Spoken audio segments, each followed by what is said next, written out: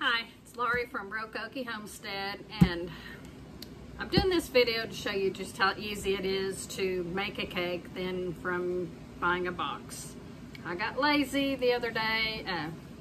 It's my daughter Lily's birthday and she wanted angel food cake, and so when I was at the store I said, oh look, just add water and you got it done, and I grabbed it. I knew better, and a friend of mine had told me to read your labels and check out, now they have the labeling of contains bioengineered food ingredients. That's like saying it's GMO in here, and the things that they can do to your body if you eat them in quantities is terrible. So if you're buying boxed and canned things, read your labels, because there are products out there that do not have GMO products in them, or ingredients, I guess I should say. Anyway, look at all the, is that going to be backwards? I'm not sure. But down here it says contains bioengineered ingredients, plus some of this other crap that we don't need. It's just, you know, they put that in there as a preservative for the flour mainly, I guess. Anyway, I'm going to put you up here and I'm going to show you how easy it is to make your own angel food cake. So here's what you need. You need 1.5 cups of egg whites. You need some cake flour. Now I don't buy cake flour. You can make that easy too. For every cup of flour, you just take out 2 tablespoons of the flour and add in 2 tablespoons of arrowroot powder or cornstarch, but I try not to use cornstarch anymore either. I believe it was 1 3/4 cups of sugar, some salt, 1/4 teaspoon I think, a teaspoon of cream of tartar, and then almond and vanilla extract. I believe it was 1/2 teaspoon of each of those. So there we go on that. And the first thing you do is you're gonna have to whip these egg whites until they're fluffy. I mean, that's not that hard if you have a KitchenAid. Even if you have a hand mixer, you can do this. Doesn't take that much. Anyway, I'll bring you back when it is all fluffy. It's now formed the hard peaks, and oh, can you see that's hanging on my blender there? It's really good. Didn't take very long at all, not even 5 minutes, I don't think. So now I'm going to add the almond and the vanilla extract and the cream of tartar.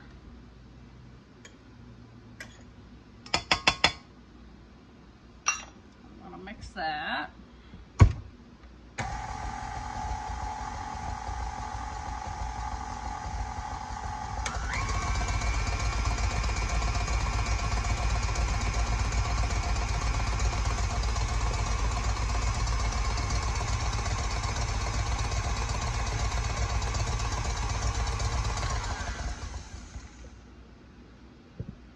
Sorry about that. Y'all were going to town, wasn't you? Anyway, now you're going to take your, move that out of the way. This is my flour that I added my arrowroot powder to. Now I'm going to mix my salt in there. I use, whoops, sorry.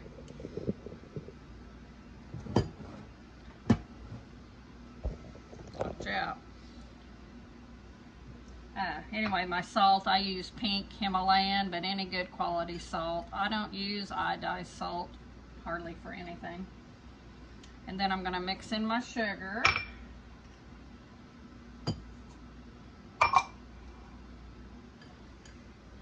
You're going to mix all this up, and we're going to slowly fold this into our egg whites.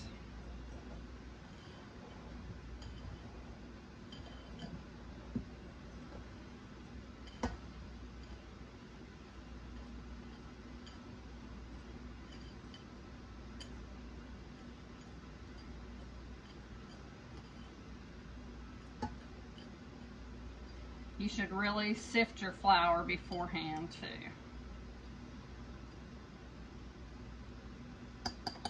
And if your sugar is clumpy, you should probably sift it too, because you do not want that in there.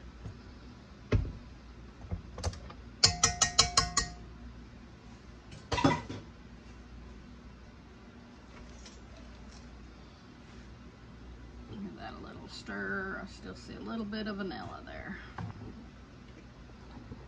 So when you fold, you go from the bottom and you flip it over, trying to keep those egg whites fluffy. So I'm going to get some of my flour sugar mixture and I'm going to sprinkle it in there. I'm going to mix that, fold it in.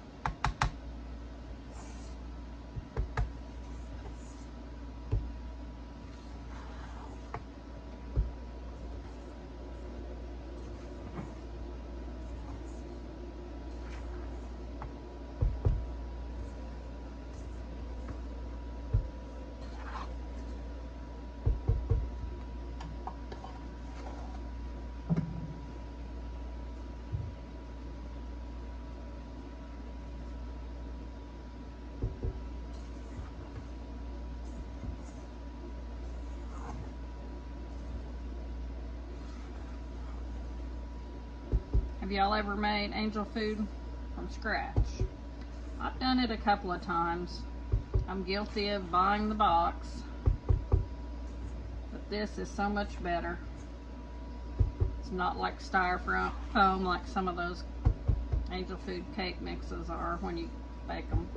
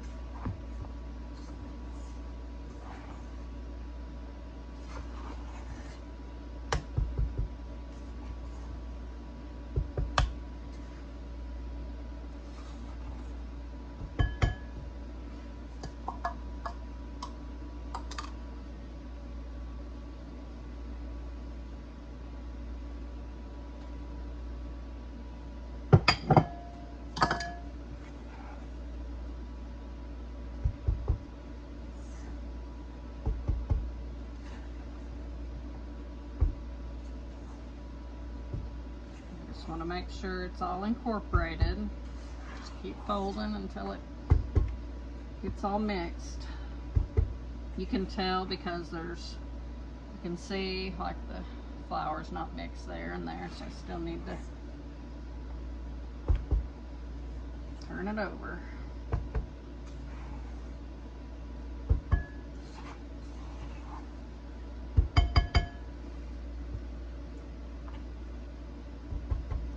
Pretty good. It's getting all mixed up. All right, I think we have it.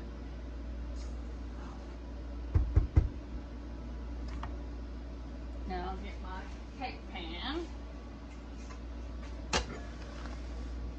This is one of my favorites. It was my mom's and it's a 2-piece, so it makes it easier to get the cake out, I think.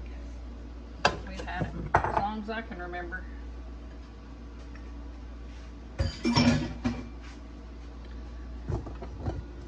So now you're going to take your mix and put it in your cake pan.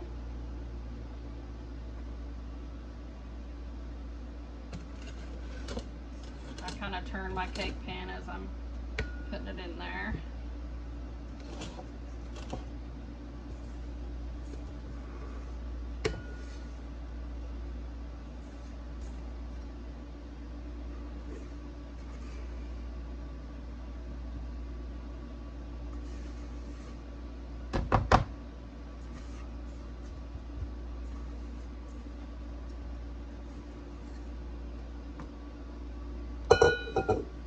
And then you want to lightly go through here, and there might be holes, so you're just going to poke your rubber scraper down and kind of smooth it out and make sure there's not any holes. And then I kind of tap it like that. And that's all there was to that. Now I'm going to put this in my oven, and I'm going to turn it to 325 and bake it for an hour. You want to put this in your cold oven. You don't want a preheated oven on this. So I'll bring you back when it's done, and hopefully it turned out good. And those egg yolks won't be going to waste either. I think it took me 11 eggs to get a cup and a half of those egg whites, and so I have all these yummy egg yolks left, and one was a double yolker. So I have 12 egg yolks in here, and I'll be saving these. I think I'm gonna make a brulee. I mean, who doesn't like custard? So they won't go to waste either, and I'll be making that for dessert probably next week. So I think I will throw these in the freezer. So while that cake is baking, which will be an hour anyway, maybe a little less, it depends. When it starts getting brown on top and real dry, that's when it's done. Anyway, in the meantime, I have lots of other things that need to be done today, and I'll turn you around and I'll show you what I'm gonna do. First is the peach that I put in here to make that syrup. I kind of forgot about it, and it's time to strain that off, and then I will be canning that to make some syrup. And here is some milk that needs to be something done with. You can see it was from the end of August that I didn't sell. You people need to buy some milk. Anyway, I'm going to be taking the cream off. I don't know if you can see the cream line right here on that. So I'll be taking the cream off all those, and I'll be using that for either ice cream or some whipped topping. That is so good. We had that on top of that cheesecake I made the other night. These are some eggs that are going bad, so I will scramble these up for the dogs and cats.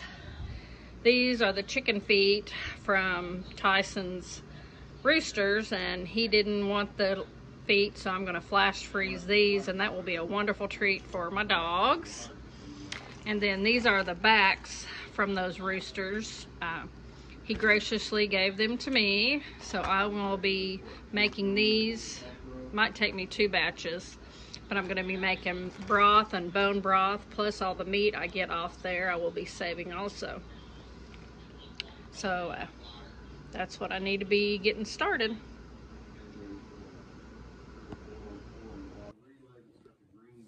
Well, I just remembered I had started the freeze dryer a while ago to freeze dry some eggs, and it is ready.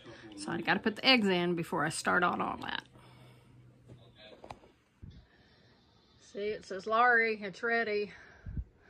So I'm gonna open the door. I'm gonna shut this valve. Kind of hard to do with one hand. Make sure that's good and shut.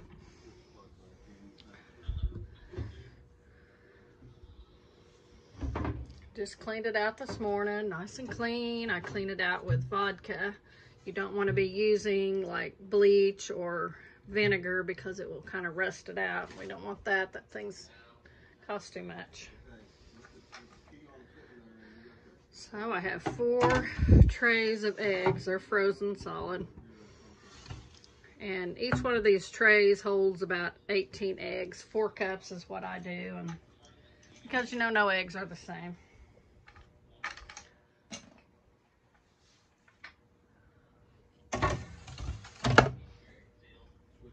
I have to take off these little corner holders. That's what I'm doing over here. Sometimes they get stuck in the eggs.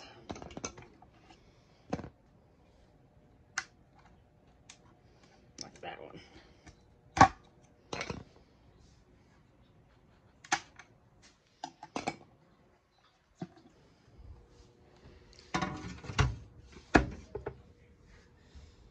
Last one.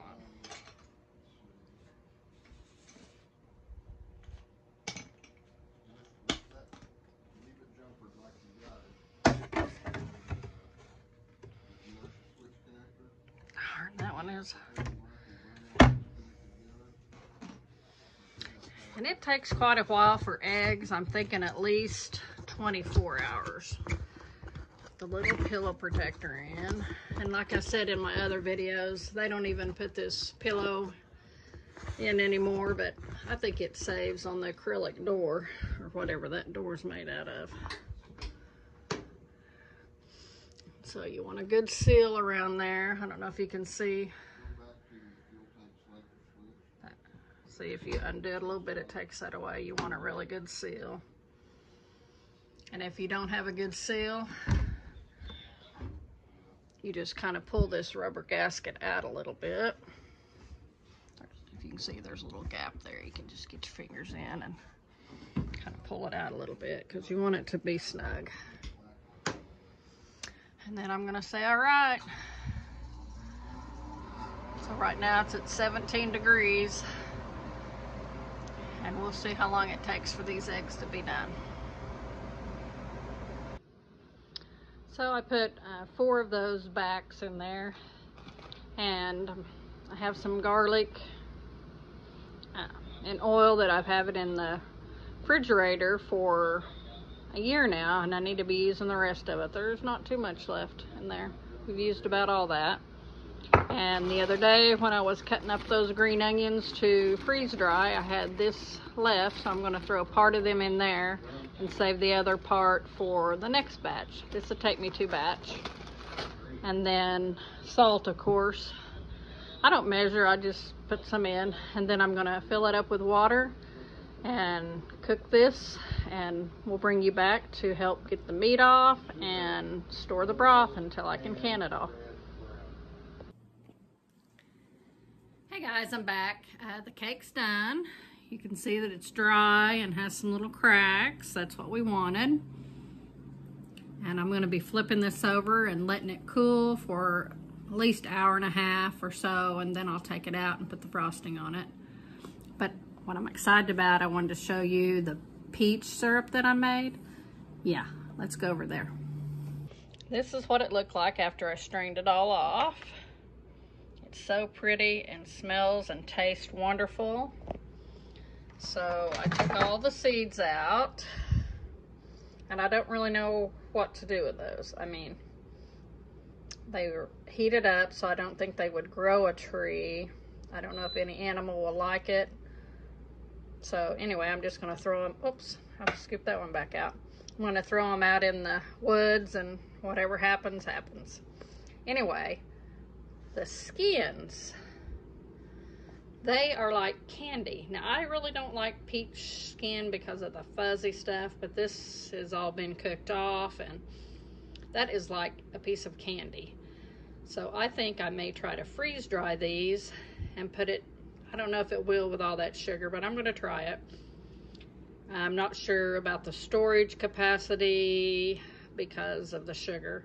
Anyway, we're going to try and maybe make a powder or just a little treat. We'll find out. But that'll have to be after my eggs get done. I got all the cream off the milk, and so that's ready to go to the dogs and cats and chickens. Got the eggs cooked for the dogs. I know, they're spoiled.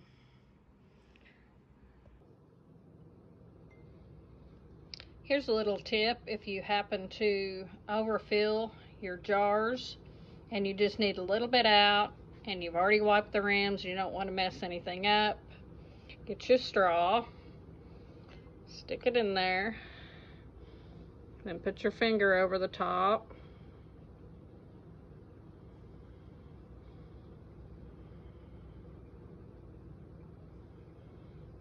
Do that until you're down to what you need.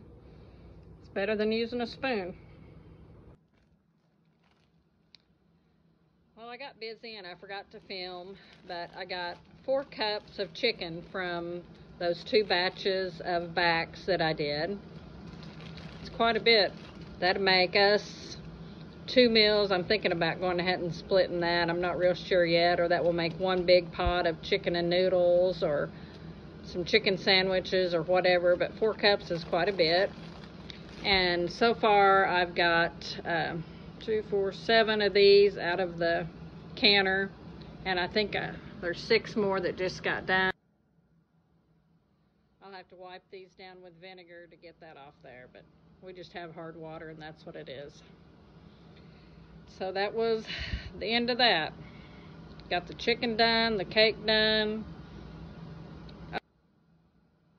Oh, and the syrup. I canned these 7 jars of the peach pit syrup. That's kind of hard to say. And then I have a pint in the refrigerator that we are using now. We had it on our pancakes this morning. It was wonderful. So that's a good new thing that I found out how to do. And that's it. I'll see y'all in the next video.